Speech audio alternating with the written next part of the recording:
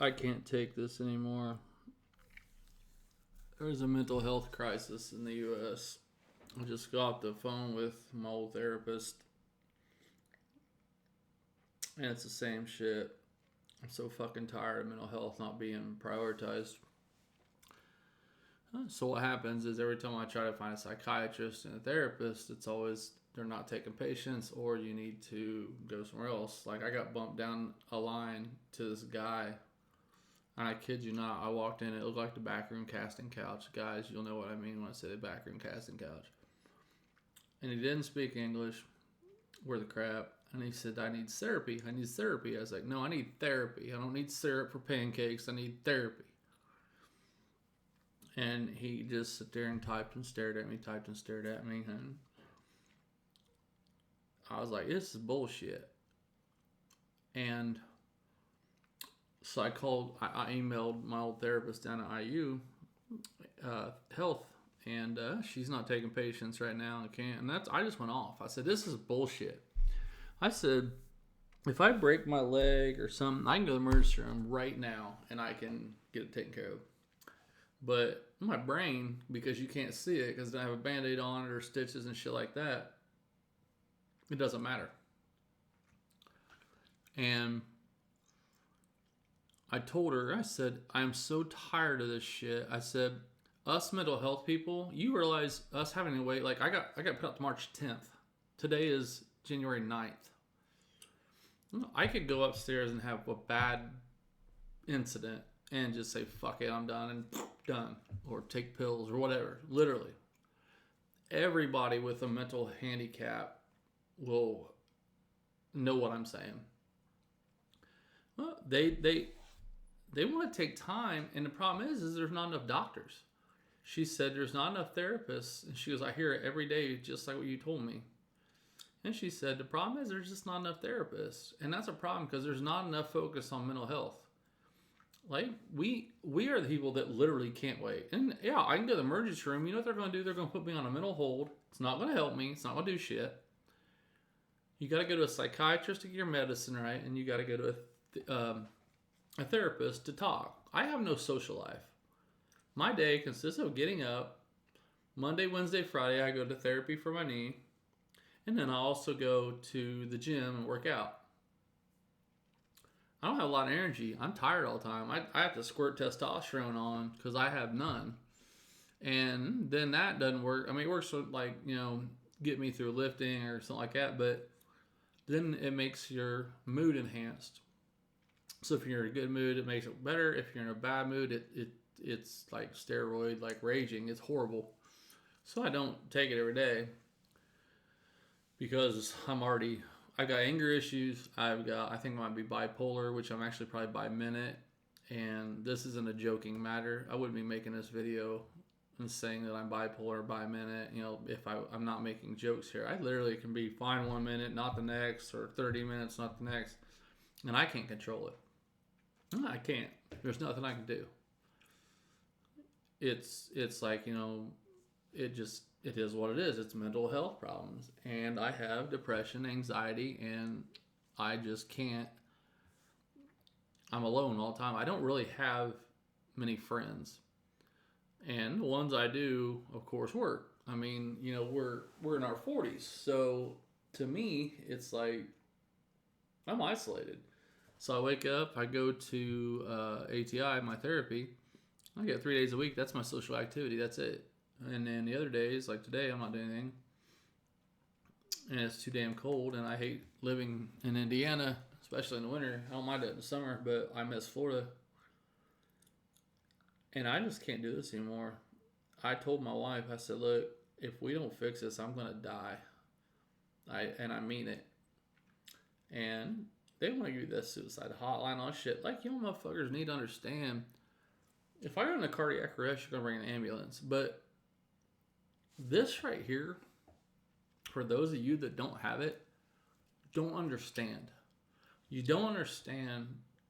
You can't control your thoughts. You can't control your emotions. You can't control your anger. You can't control your depression. Anything that has to do with a mood or a feeling or a thought, you can't control it. Your brain just holds you hostage. You blow up at stupid shit. You don't understand things. You get irate. And you have to find the right combination of medicine. But the bottom line is there needs to be more mental health doctors in the world, in the nation, in the world, whatever. And because of after COVID, they've gotten more patients because people got isolated and they understand what I go through now. Isolation is rough. Being around people is better. And yeah, I'm on disability. There's only so many things I can do. Like when I go to the gym, I work on the parts that hurt and I try to strengthen them. Like my lower back where I had a cage put in. I work my knees at physical therapy. I work my arms and I got a bad shoulder, which is probably my next freaking surgery. And so I work on that. Hopefully it's not the neck again, but I don't, outside of doing that, I don't have anything, and I don't have any energy. I have no energy whatsoever. I'm on testosterone, like I said, and it just doesn't do it. And I have no ambition. I don't pick up my guitar. I don't really make YouTube videos, even though I'm making one right now, but that's because I'm on the spot and I just want to talk about this because we have a mental health crisis in this nation.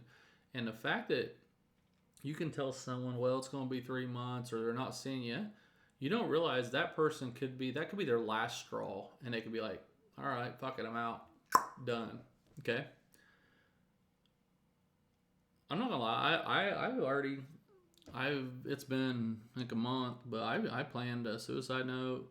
I figured out how I was going to leave and not be tracked. And just go off and just disappear. There's just a lot of things that people don't understand with mental health, and because nobody asks. The thing I never, ever get asked is, how you feeling, man? What's it like?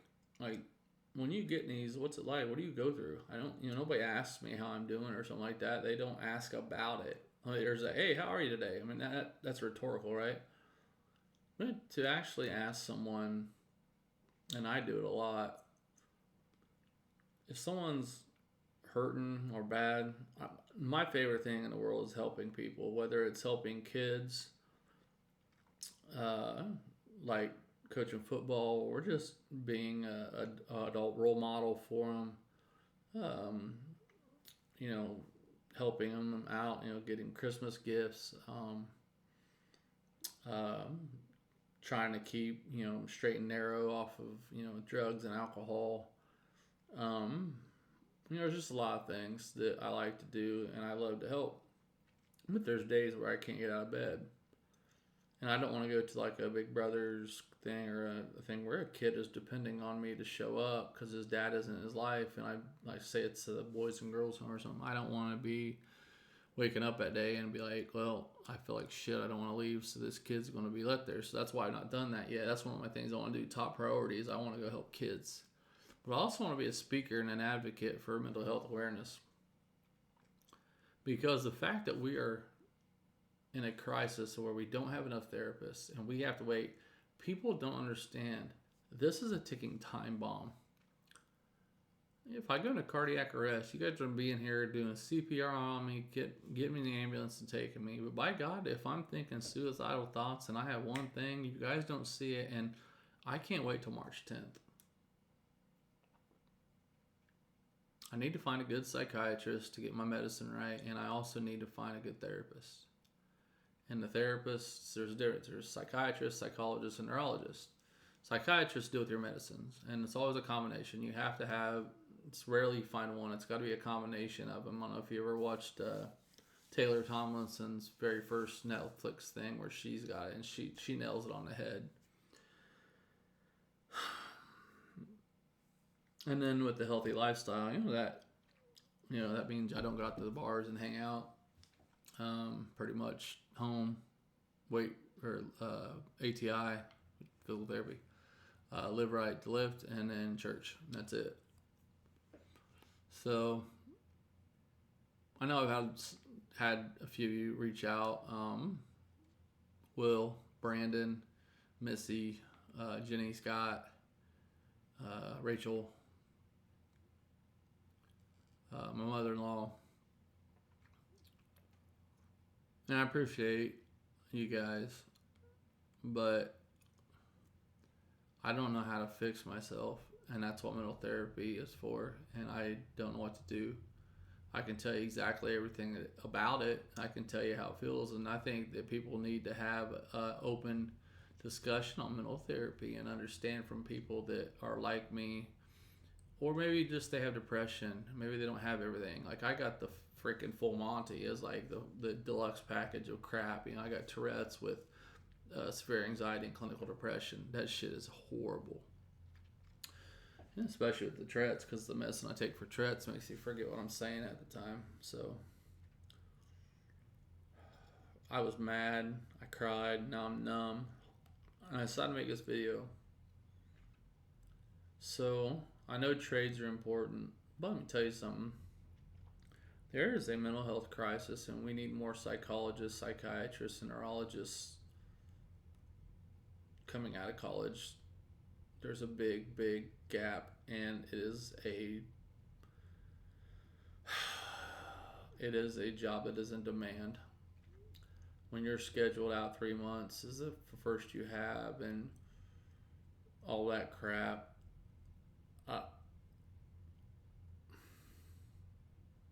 Y'all just don't understand. You just don't get it. And nobody asks. Nobody asks.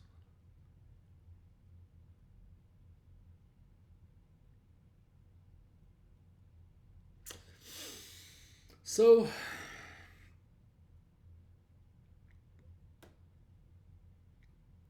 I don't know. I don't like being in a bad mood. I don't like not having energy. I don't like not. I've got 3 guitars there. I've got an electric right there, and I got my really, really, really expensive Taylor right there. Wasn't for the table. I've got a bunch of pedals. Got the acoustics thing over here. Got all this thing I've always wanted. I got my own studio. I have a man cave. I got my gym next door when I want to work at home. But it doesn't matter. People understand money doesn't buy you happiness, man. I'd rather live in my shack than and be happy, There's other stuff going on in my life right now that I'm taking care of for our neighbors, my 3 neighbors, my 3 neighbors. And I'm fighting a legal battle, so that's stressing me out. But the bottom line is, they need to put mental therapy up here, because it literally, like I said, is a ticking time bomb. When you don't have it, when you can't get your help, it's ridiculous. Like, to me, it's ridiculous that I could fall down. Like, I fainted in Florida. I wasn't getting enough oxygen. They threw me in an ambulance and took me to the hospital because I fainted. But my brain, I tell them I'm suicidal. All right, so I've had suicidal thoughts. I'm depressed. I'm tired. I hate life. Laundry list of shit. Get you in 3 months. Okay, I could walk right upstairs and then get some bad news again and just say, I'm done.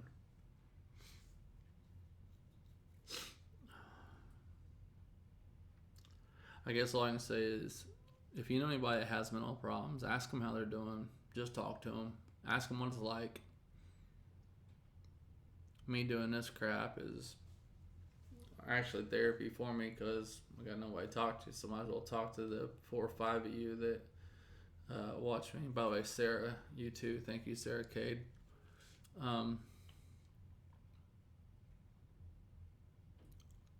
hurting, guys. I don't know how else to put it.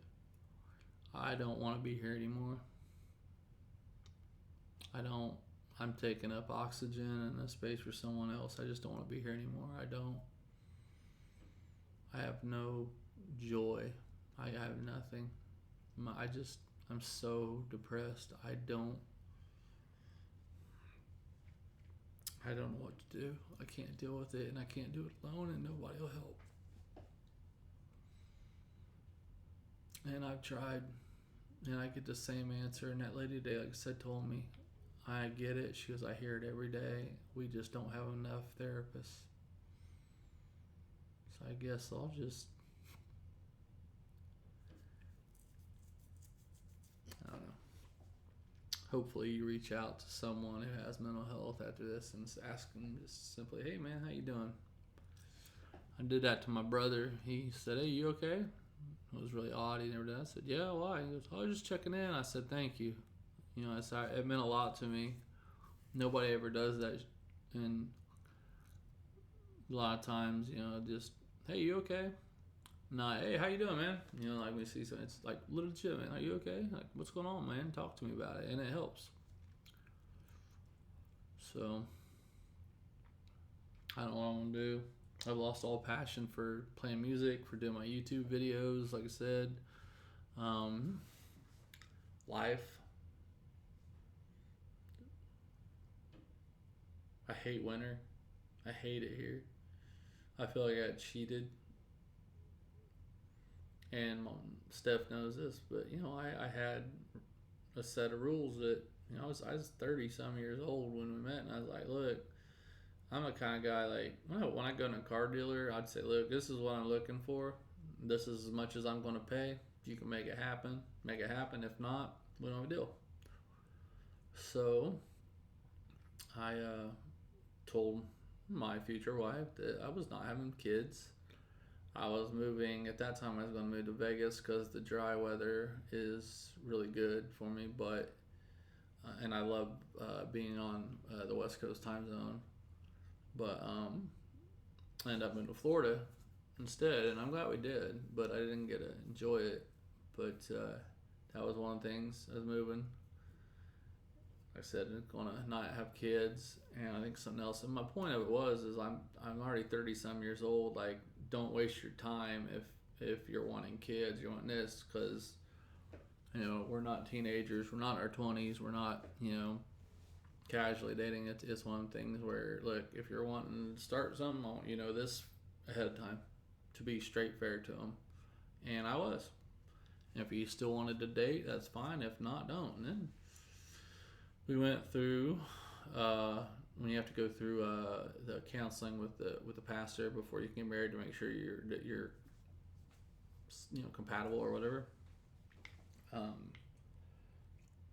Hell, we went through 2 things. He says, yeah, you guys are totally ready. And then I walked out and I said, look, are you still okay with all the stuff? Like, when Braden graduates, you know, want to move, and, you know, are you okay with not having kids? So she was. So, you know, I redid it again, and I'm not going to go through the whole story, but some bad stuff happened, and I got cornered and didn't even know it. And then built our dream house in Florida, and it's now the guy who bought it from us is already selling it, which I don't understand because I don't get it. I don't. He put a fence in the back. I wish I could have it back. But anyway, one day I'm just not going to be here unless I get help. And I told Steph that straight up. I said, I don't know if it's today, tomorrow, could be next year, but one day if I don't get the help I need, I'm not going to be here anymore. I don't want to be right now. I just want to be like, I'm going to tell y'all something. And if you made it this far, please comment below that puts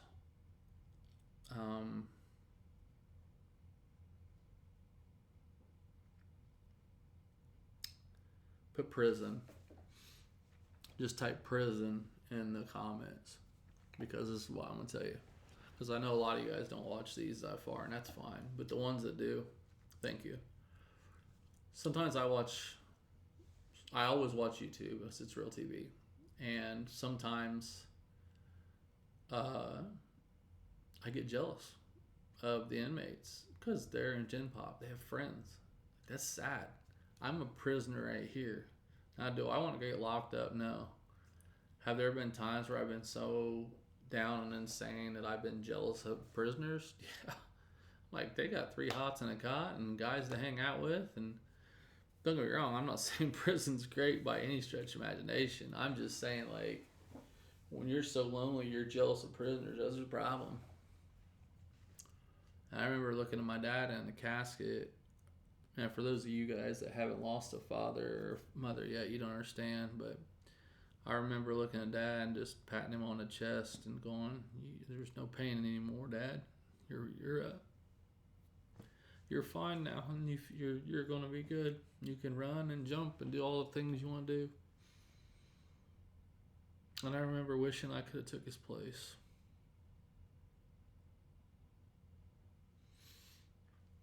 So if you're this far, just comment that you heard. But whatever you want to comment, please put the word prison in there so I know you made it this far. Just want to see who my real friends are. Maybe I'll see you, maybe I won't.